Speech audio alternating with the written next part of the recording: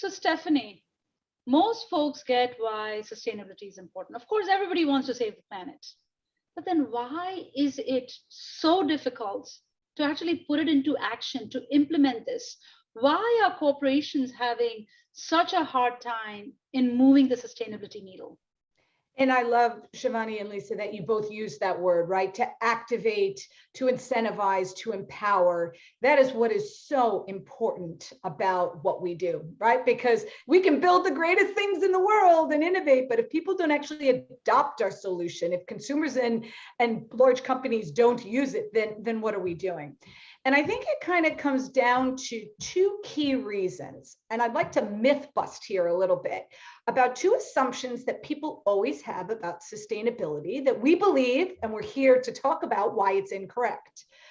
The first is that sustainability automatically has to cost you more money to participate. So many people hear that word and as consumers assume something is more expensive, or as businesses assume it's going to cost me a lot of time and resources and money to adopt, and so we can't afford it. And what's interesting is if you look at the new innovations in the business models that through COVID and beyond are really going bananas, it's the ones that actually are sustainable, but save and make you money. The movement around resale, reuse, right? All of this unlocks huge value for businesses. They can actually save and make money by adopting sustainability. They can find, in working with us, all the waste and unused inventory that they're sitting on, and that's more today than ever before. And they can actually sell it and take that money that they make and turn around and put it back into doing good work in their supply chains, right? Then they can pay their workers more. They can adopt that digital technology innovations that Lisa was talking about. They can use more sustainable materials and resources. And they can do it all without their CapEx expenditure going up. And I think that's really important for businesses to realize. The second piece is that, let's myth bust, is that sustainability, it's only good for small, little eco-conscious collections or little pilot projects, but we can't do it automated and at scale. And obviously, as I know, we can dive deeper into leveraging partnerships with Accenture and others, leveraging technology integrations, leveraging blockchain, machine learning, AI. We can do this, and we do it automated and at scale for the biggest companies in Fortune 500 in the world. And so if you could remove those barriers early on in how you think about sustainability, I think it opens the door to create so much value, of course, for businesses, but also consumers who can get access quickly and easily and at their fingertips to discounted stuff that's actually sustainable as well. So just that different way of thinking, and as we talked about, challenging the old school ways of doing things, I think is really important.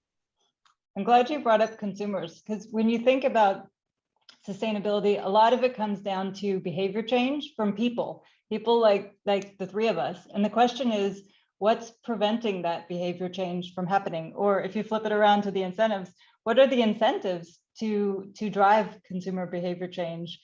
And if you think about it, there's typically three ways that you can drive change. One is the carrot and the incentives, make this part of your job, tie this to performance.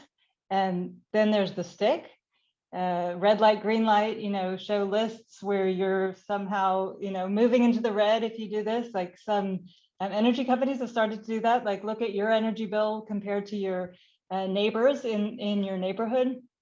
But then there's the third lever, which is bringing out the passion and bringing out the purpose. And when you can tap into somebody's purpose and passion and vision, you get people to go above and beyond and to do things that they didn't even plan to do perhaps before.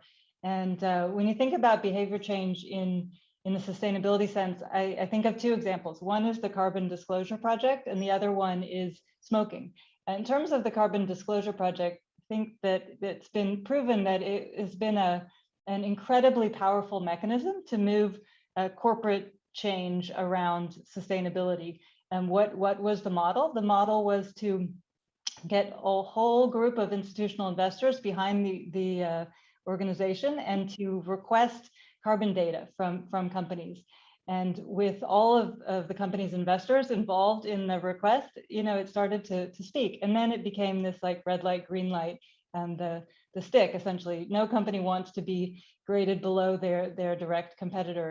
And as the Carbon Disclosure Project gained more and more traction, and it became, we kind of call it the Carbon Olympics. And we want to win the Carbon Olympics. So it's possible to get more approvals for disclosures in order and to change practices to win the Carbon Olympics.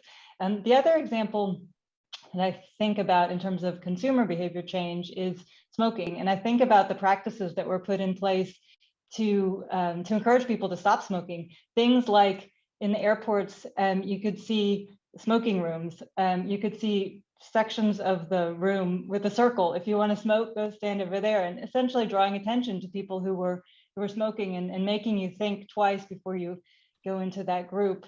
And yet, even knowing what are the effects of smoking, it may or may not influence consumer behavior change. So I think with sustainability, we have a big opportunity, big set of gaps there, and but maybe we can learn from some of these examples.